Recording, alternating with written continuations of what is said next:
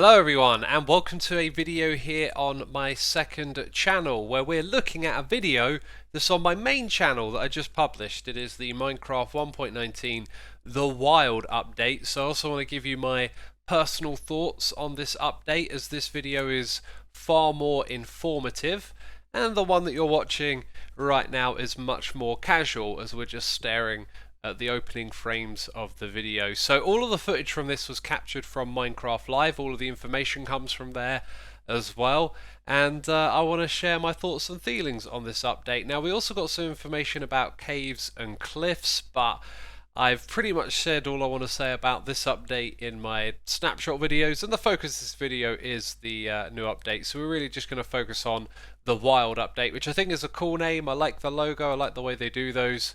And let's jump into it and go through this in the order that we saw it here. So we'll start off with the mangrove swamp, which I think looks pretty cool. However, I hope it doesn't replace the swamp biome. I hope these two can exist side by side. Also, is it me, or does the texture of this block look kind of purplish?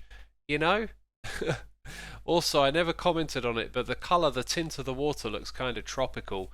Not sure if that's intentional or not. Anyway, I like everything that's in here. I really like the fact that there are some leaf-like blocks that are going to be roots down here, like they're going to be brown basically. So if you can pick those up with shears and using for building, they'll be great. The vines appear to be the regular vines, and then you got the saplings growing on the tree. I really like that there's a different mechanism for these to grow, because that always leads to having some opportunities to do interesting stuff with them, right?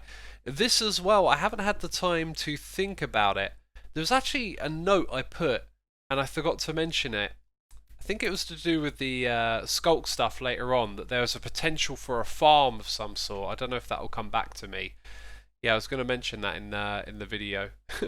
So yeah, farming saplings and farming mud as well. You know, you can get bottles from witches. You can probably make some sort of cycling system where you can refill these and then push dirt blocks in front of you. So making mud and then using it to make clay as well. All of this should lead to some interesting farms. The only problem here is that clay is obviously very accessible through villagers. So the villager thing might outweigh that. But going back to the sapling and being able to farm it, this thing grows underwater.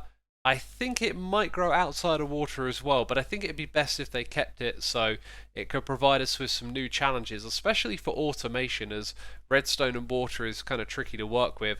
Those are the saplings hanging off the leaves. It's not clear if they're going to be harvested by us or if they're going to fall and hit the ground and become items. It'll be interesting to see how that works. This wood type, I think everyone, I'm going to read my comments, I'm going to see it, everyone is going to say change it because it's so close to jungle wood. Now, if we had a bit more of a spread of colours, then maybe, but when it comes to the wood types, like, we've already got this, so like, can we please get a different texture or colour? Oh yeah, we also got the mud bricks. They look fantastic, don't they? I'm not sure if these are going to come in stair and slab variant. There's a lot of that in this game, and that looks to me like one of those ones where maybe you don't quite need that. I don't know how Mojang are going to make that decision. Now, fireflies, I commented on this being, like, surely that's going to be particle effects, because if they're all little entities, that's just a bit much to throw into the world. I reckon, I don't know, because look, the frog eats them and they disappear. Or do they? Do they actually disappear? Let's go watch that again. Because it could be that they just don't disappear and they're actually just particle effects. Looked like one of them got zapped. Now, that one got zapped over. Kind of looks like they get sucked in a bit towards the frog when they do the thing. Anyway, the frogs are great. I love the way they look. I love the puffing animation with their like jaw area, their cheeks, and I really hope that their pathfinding is maybe a bit more manipulatable. Like if there is a lily pad nearby, they'll always jump to it, because then you could do some cool animation stuff maybe with it in your base. Have a bunch of lily pads that they're always jumping around with. I don't know. I always like the idea of being able to control and manipulate the world. Now, the tadpoles look really cool. I don't know where they come from, but like if you pick them up and move them to a different biome, then grow into something different. So if there's a location where there's like 3 biomes quite close to each other that are different temperatures, that could be like a hot spot to go and have your frog farm and then travel back and forth between the biomes to get these. But the thing there is that the frogs have got to be useful, and we didn't learn anything about what they dropped. We got the tropical frog there. That one looks super derpy.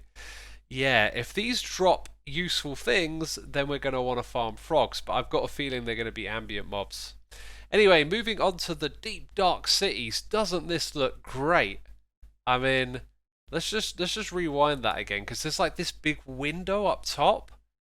The scale of these things looks so cool. It looks like it really cuts into the shape of caves as well and creates a lot of open space around it. Obviously, this is using all the deep slate textures. I didn't spot anything like new or out of the ordinary in this that we haven't seen already. Although the Sculpt Catalyst, I believe, was a new block, right? I don't know, these things kind of evolve and change a little bit since we last saw it. Either way, the design and the layout of this looks really cool. The whole concept, the idea of the skulk spreading based on mobs dying, that's just terrific. Really good stuff. This is probably going to be worth the wait. It really feels like it.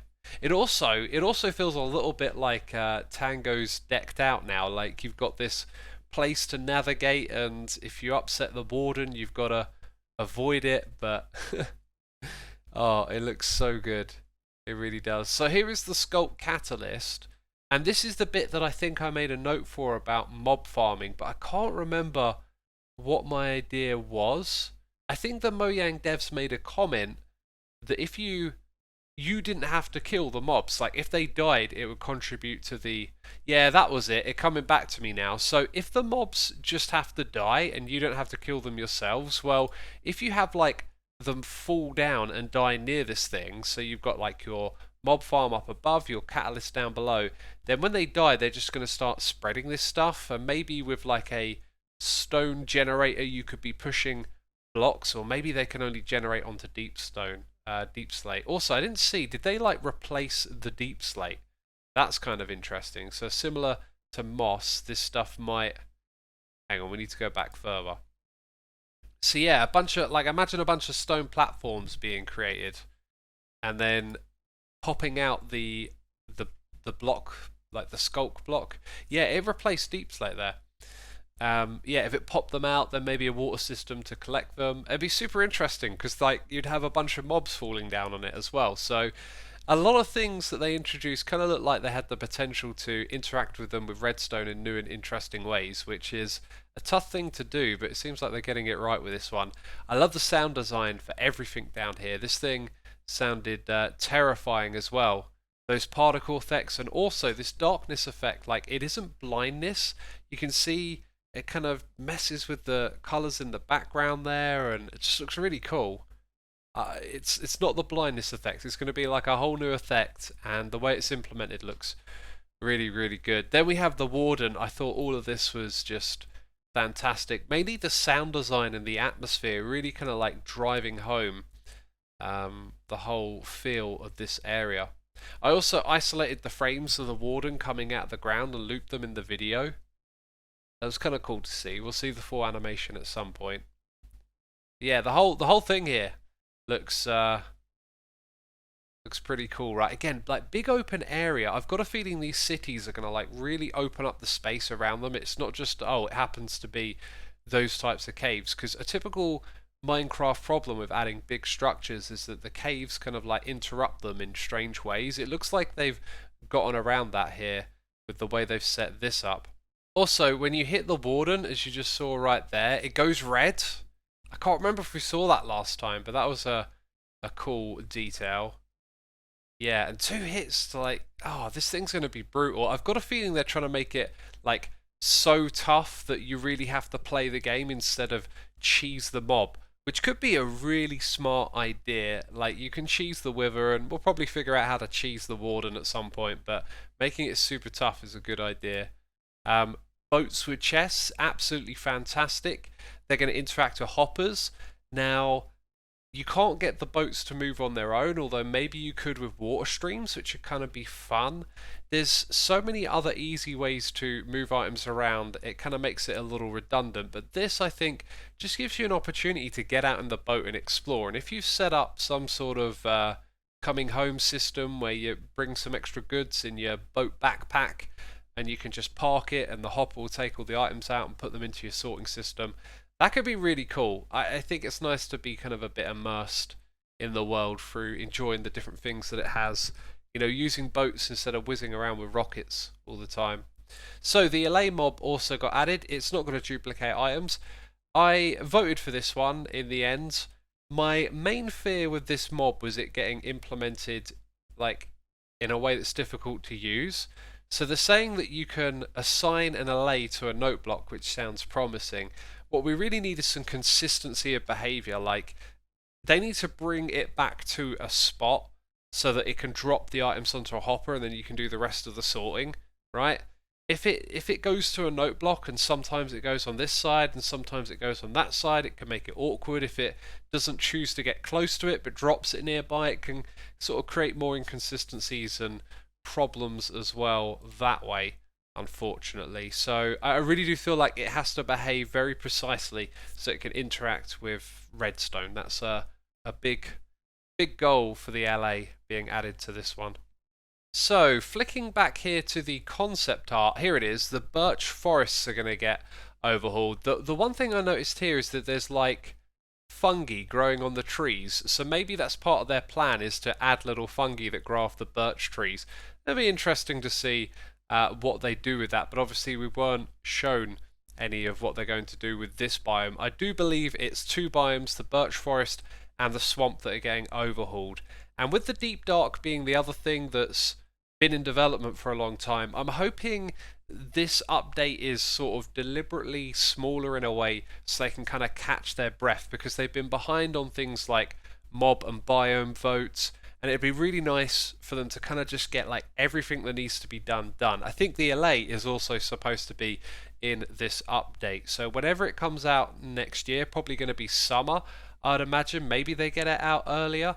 It'll be really like good to see if they can get it out on time, and then it's like all the loose ends are wrapped up and now we're ready to like focus on whatever we want to do next. I feel like that's why this one is a little bit smaller, because they promise so much. That being said, like, architecture is still slated for a future update, so it won't tie up all the loose ends with this one.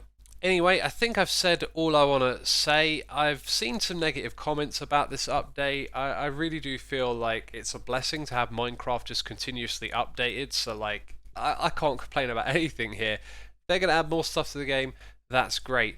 This though right here, I really think this update is more about the deep dark than the other stuff. This will be the main focus, and it looks like they're really going to knock this one out of the park. So I think it's going to be a fantastic update if this right here goes well. I don't think much of the other stuff really is going to be that special, but it depends on what type of player you are as well, because the other stuff is much more immersive and atmospheric and about being in the Minecraft world. This down here is like about exploration, challenge and adventure, and obviously it comes with a bunch of new technical blocks and interesting things for redstoners and farmer type players like myself who like to build mob farms. So I think there's a bit of something for everyone in a way for this one, and I think it'll be a good update. But that's pretty much all of my thoughts. So thanks for checking out this video, and obviously go over to the main channel and check this one out as well. That's it. Thanks for watching. I'll see you later. Bye bye.